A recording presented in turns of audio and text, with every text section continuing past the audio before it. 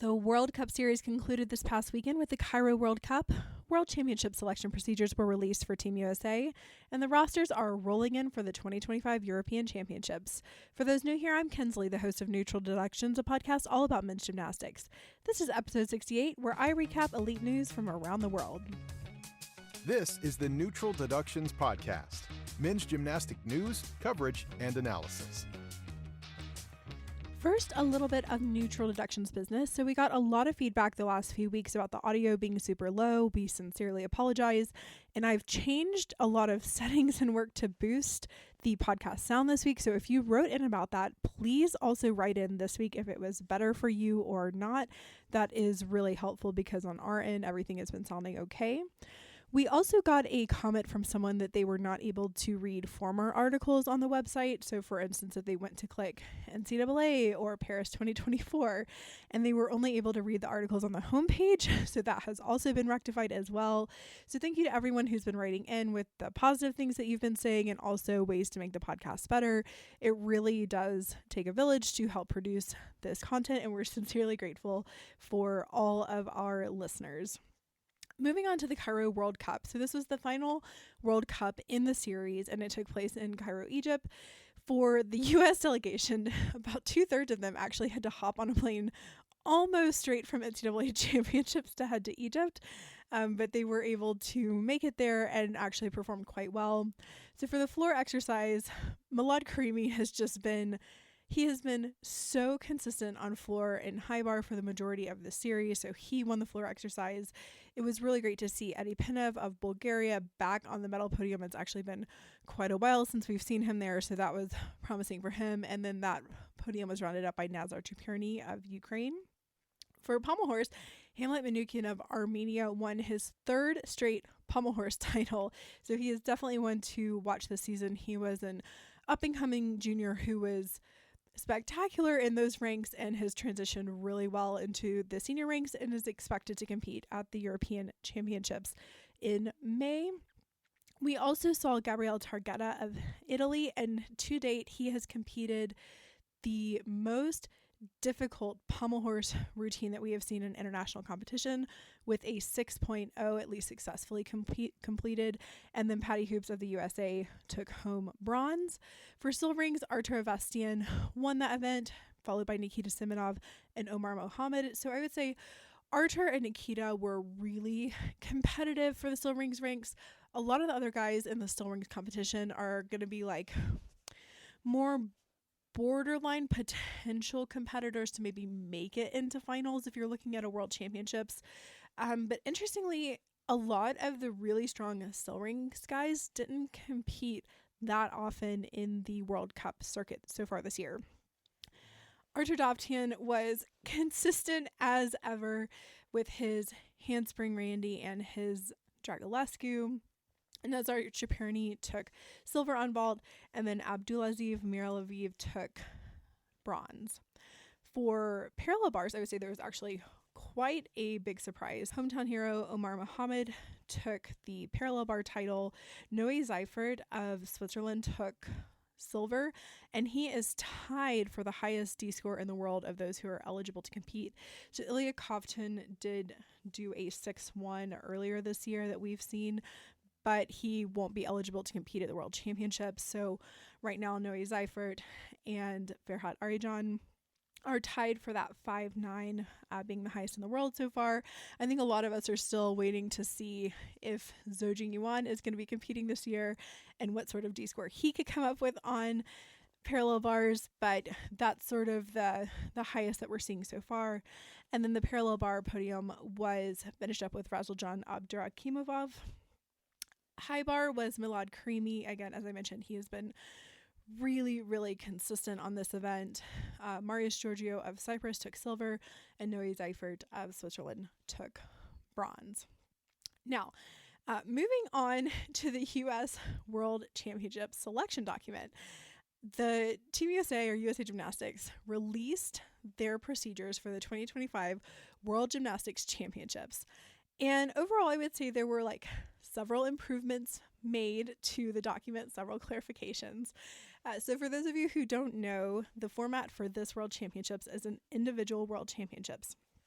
6 people can be on the team for men, and up to 3 athletes can compete on each event. So this is much better than what was originally proposed, which was like 3-person teams and then only 2 of the team members could go up on the event. So it's effectively doubled the amount of team members who are going to be able to compete. And like I mentioned, 3 athletes can compete on each event. So there's a couple different ways that different teams are going about selecting teams for world championships. So some teams may choose to put up 2 all-arounders and then 4 specialists on different events. And so this might work really well for a team like Japan, who has the past 2 Olympic all-around champions. So they may want to put up both Oko Shinasuka and Hashimoto Daiki in the all-around, and then maybe 4 apparatus specialists like Tomohiro on parallel bars, Kazuki Minami on floor, Harato on pommel horse, and then Kichi on rings. And so, as an aside, if you're interested in following the Japanese selection procedures or learning more about Japanese gymnastics, I have to encourage you to go check out Catherine at Magnastics. She wrote a fantastic article about the recent Japanese national championships. They have another competition coming up soon, and that's going to be the final selector for the world championship. So if you're wanting to know kind of like who's in the mix and how Japan is going to choose it, because it is different than how the US is choosing it, I highly suggest you go check out Magnastics and look at that article. So the way the US is choosing to go about this is to use one competition as the main selector.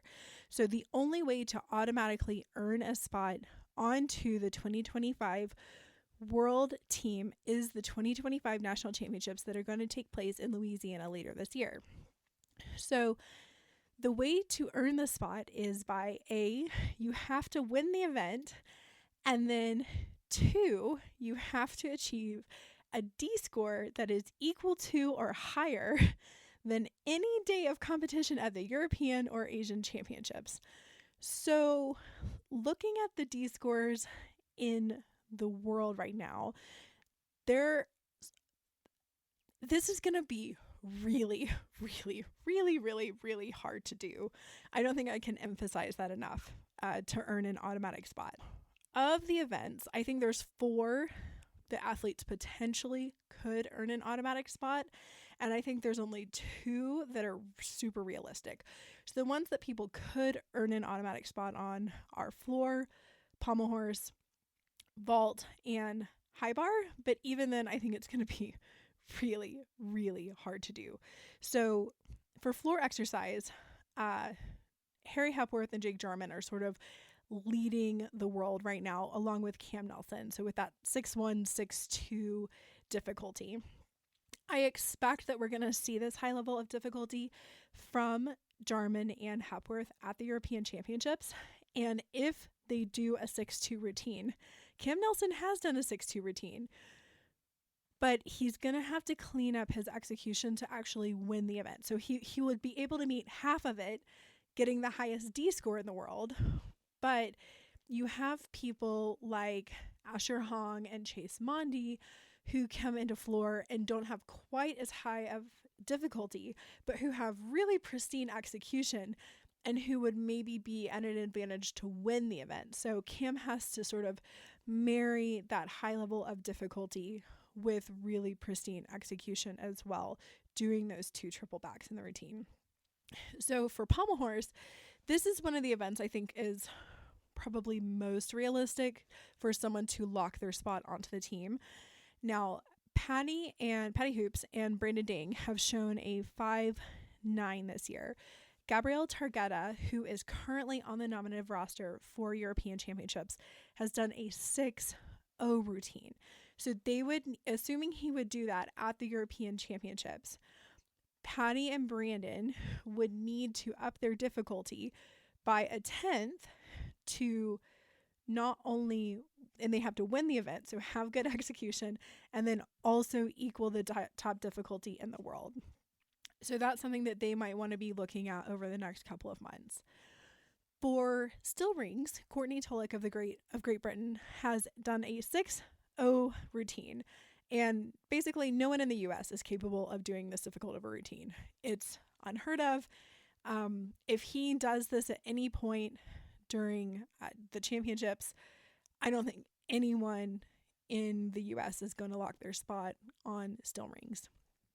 For vault, Jake Jarman does a 5.6 and a 5.2 vault. Now, technically, Asher Hong has done this level of difficulty before, but we haven't seen it from him in a while. So I think for anyone to lock their spot on vault is probably not going to happen. The U.S. has a couple of athletes who do 5.2 and 5.2 vaults, but I'm not convinced that we're going to see someone do a 5.6 and a 5.2. So I'm not sure that we're going to see any athlete lock their spot on vault.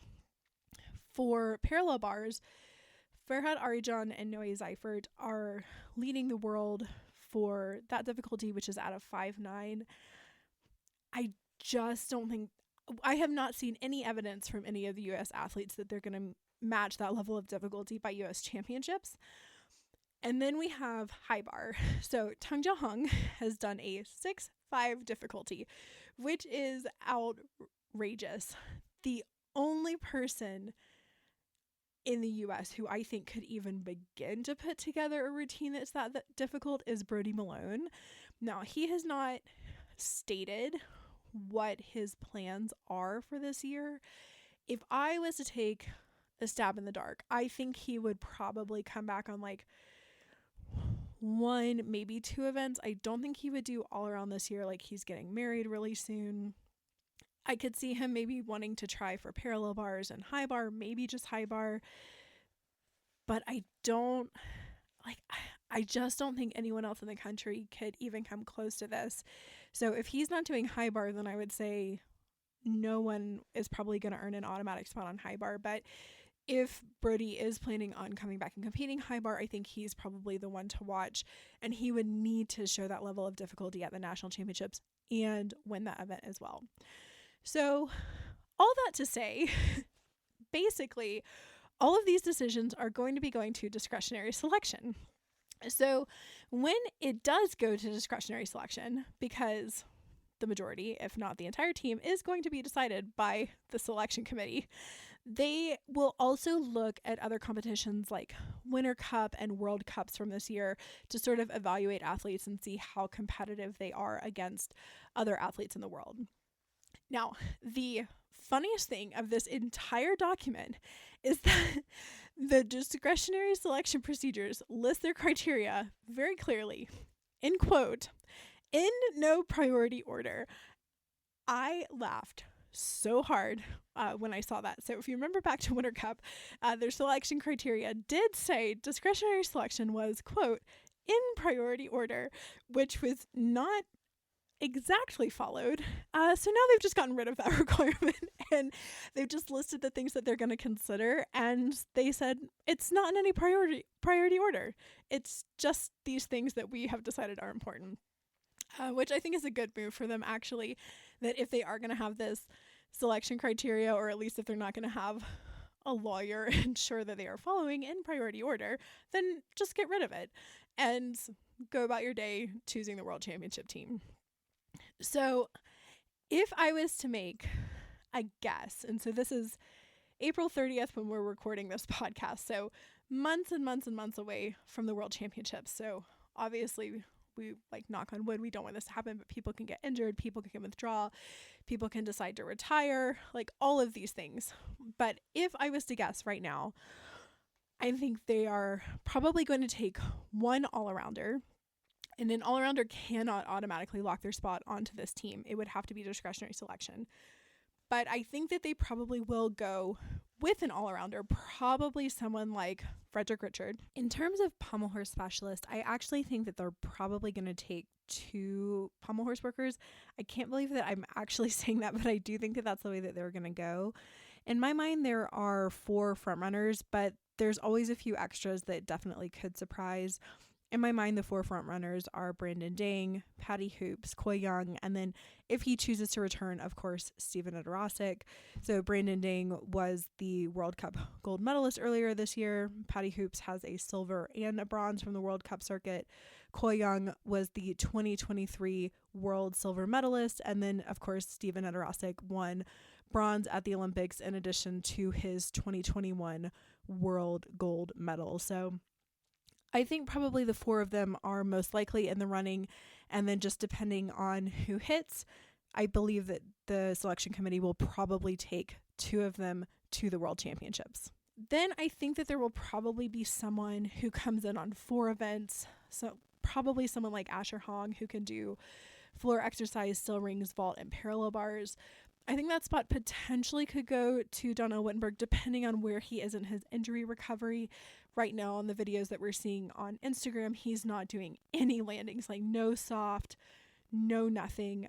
He is very clearly like going into the pit, landing on his back, avoiding any sort of impact. So potentially we're just sort of waiting to see how well he can recover there. I think if Brody does high bar, I do think that his high bar would be competitive and likely to be selected for that team. So that's 5 guys. And then I think there will be one other person, someone maybe like a June Iwe or Taylor Burkhart, or maybe even Chase Mondy on floor. Although I think Chase Mondy still needs to qualify to the national championships, so I'm not sure if he's going to go that way. I think you could see like a Colt Walker or Paul Judah on parallel bars if they're choosing to continue. So both of them, eligible to graduate. Paul Judah, of course, just got engaged, so there's no guarantee that they are continuing on, but I think that they would be really good candidates if they are continuing on and they do compete well at the national championships. So overall, looking at these procedures, as of now, I think that they are fairly well done. They did finally add a tie-breaking procedures, which have often been unclear. This is something that Lili Leung has specifically addressed several years ago when she came into this role. And so I'm really happy to see that those tie-breaking procedures have been spelled out. My main complaint with these procedures is there is, as of my knowledge, having read it, gone through it, Control F, like trying everything I can to find it, zero mention of how the bonus system is going to play into these selection procedures. And for me, that is a gross oversight by the committee who wrote this document. I strongly feel like they need to add an addendum to the selection procedures that says the bonus system will not play into the selection for the World Championship team. Like, if they want to use fake numbers to encourage difficulty and award national team spots, fine. But fake numbers should not be used to select for international assignments. It is one of my most strongly held beliefs when it comes to USA Gymnastics. And I would like to see clarification in meeting minutes and in the actual selection procedures about what their plan is for the bonus system. Okay, moving on to the European Championships. So 3 teams have been officially named: Great Britain, France, and Switzerland. And the nominative roster is now out. So the nominative roster gives viewers, fans, media a really good idea of who is planning to compete. Of course, people can not be ready for the European Championships, and so a delegation can choose to swap someone out or someone can get injured. So it's definitely not the final list, but it does give us really good indicators. So looking at this list, I would say Great Britain have to be the favorites for this title. Their team is so strong compared to the rest of the field that unless they have some sort of terrible day, I'm pretty sure that they will come away with a gold at this championships. I will say notably missing from this roster are Reese McClanagan and Lucas Dowser. So Reese McClanagan being the 2024 Olympic champion on pommel horse. I thought he might come back from Dancing with the Stars and try and see how his new routine would look at the European Championships, but he may have decided he's not ready. Again, this roster could be incomplete, so that's something I'm looking out for. And then Lucas Dowser, who's the 2023 World Parallel Bar champion, he had sort of indicated he wasn't going to retire after the Olympics and wanted to finish his career in Germany. Now, he didn't explicitly state that he wanted to end it at the the European Championships in Leipzig. It could have just meant he wanted to end it through their Bundesliga system. He has been posting some really strong training videos, so I thought we might see him on that roster, especially because the format for this European Championships allows for an individual competitor. So you can have a 5-man team plus an individual competitor. So that's just something to keep in mind. And then, of course, we will most certainly keep you updated as more teams are announced. The final thing I do want to touch on this week is just reverting back to the NCAA championships. So there was a video that came out last week from a fan in the crowd that showed evidence that Paul Judah did click his both heels out of bounds. And so this fan video surfaced after I recorded the podcast last week. So if you were wondering why I didn't reference that particular video in the podcast, it's because it didn't come out till after I'd already recorded and published the episode from last week. So as I mentioned on the podcast last week, there was no official evidence from the ESPN video footage that irrefutably showed Paul with 2 feet out of bounds on the heel click. So my sort of feeling is that if the call was made as is, so that he only had the 1/10 out of bounds, even if there was a rule where Stanford could have challenged it, there just wasn't enough evidence to overturn it. The other thing is, which is somewhat difficult to present, is that there are extremely conflicting views about how this vault should have been judged. And I know that both people on both sides feel very strongly about how they are interpreting the code of points, equally as strongly. And it's not just Michigan fans that feel like it only should be a 10th. Trust me. And it's not just Stanford fans that feel like it should have been 3/10. So all that to say, as I mentioned last week, I have reached out to the FIG MTC. I have not heard back yet. I will let you know if and when I do, because I do think that this is a ruling that should be clarified, because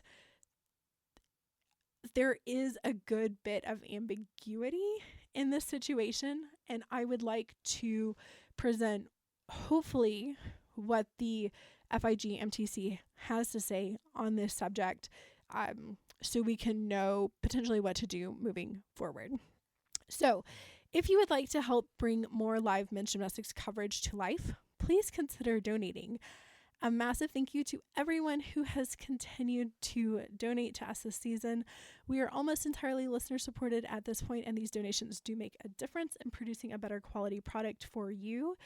If you don't have the financial resources to donate but want to help financially, you can go watch our videos on YouTube. We are part of the YouTube partner program, which means that we do get money for each person and each time someone watches a video. So that's another way to help. So if you've been listening on Spotify or Apple Podcasts, you can go listen to it on YouTube instead, and that's a way that you can help us financially.